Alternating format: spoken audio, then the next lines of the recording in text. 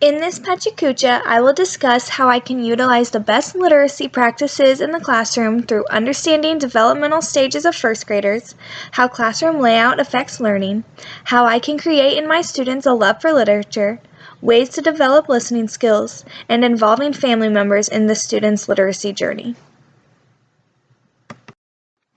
Students in the first grade are generally around 7 years old, developing physically or their fine motor skills. They like to test their strengths and their skills. They usually become frequently sick. That can also be because they're always chewing on things like their fingers and their pencils and sharing. Intellectually, first graders are developing by learning through discovery. They ask many questions. They have a better understanding of relationships and working together. And they do best when just focusing on one task at a time.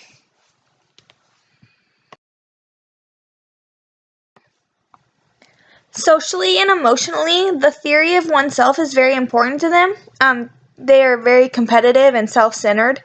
They will tattle and throw tantrums. They're extremely sensitive, so criticism will mean a lot to them, but also so will a praise. They're interested in making and being around friends more around this age.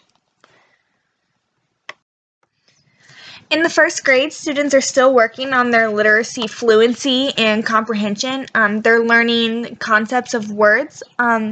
Also, students in the first grade will kind of be all over the board, so it's good to keep track of your students that are in the emergent, beginning, and fluent stages and just keep them on the right track of where they are.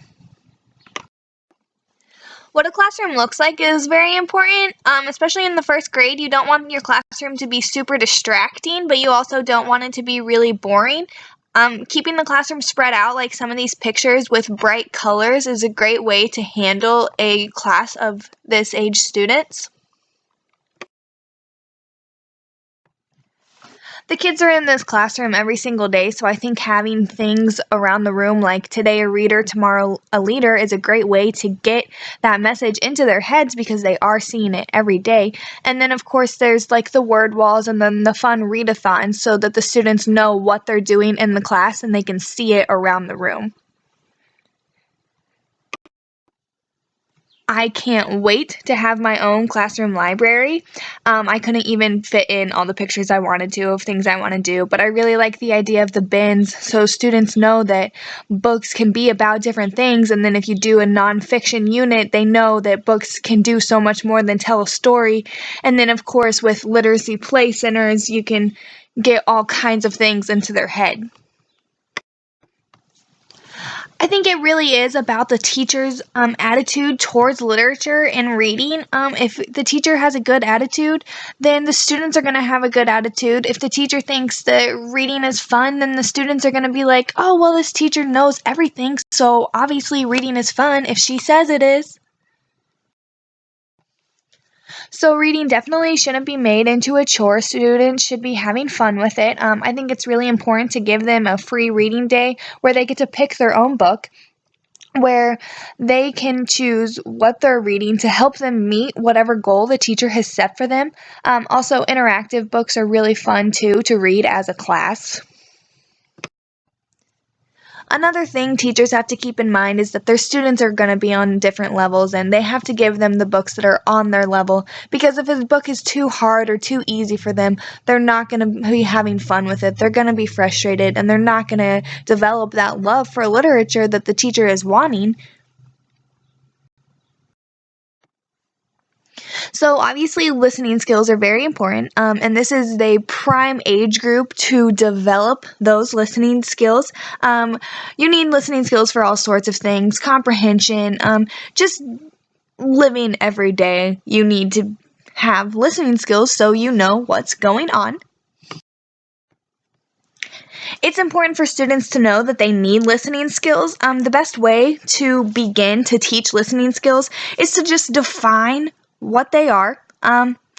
Let them know what it means to be a good listener, what you're expecting from them when they should be listening, and what they should be getting out of it, like this chart shows what a good listener is.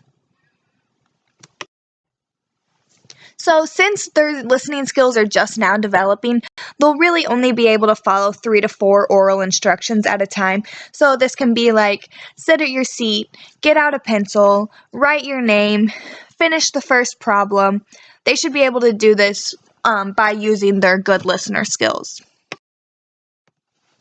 Ways to develop these are having things like attention getters, so they can be listening for something that they need to respond to, doing a lot of read aloud or shared reading so that they're having to listen to each other or listen to you to comprehend the story and comprehend things that are being told to them, and knowing that they need to give something back.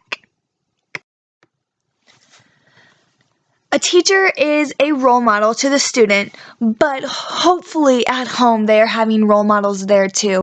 I think the family should be involved in the student, not even just the parents or the grandparents or the guardian. I think it's great to share with your family what you're doing at school.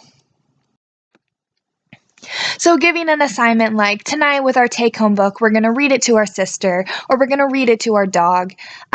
So we're sharing what we're learning with those people that love us. And also reading to animals has proven very therapeutic for kids in this age group.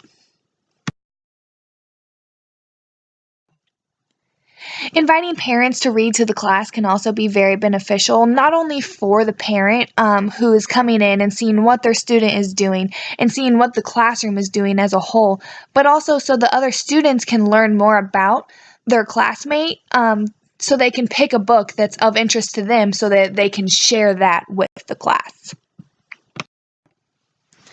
Communication is obviously a very important factor with students and their families. So having a newsletter saying, here's what we did this week, here's maybe what we're going to do next week, sending home things that the parents can check and then sign so that you know that they're seeing what their student is doing and what their student should be doing.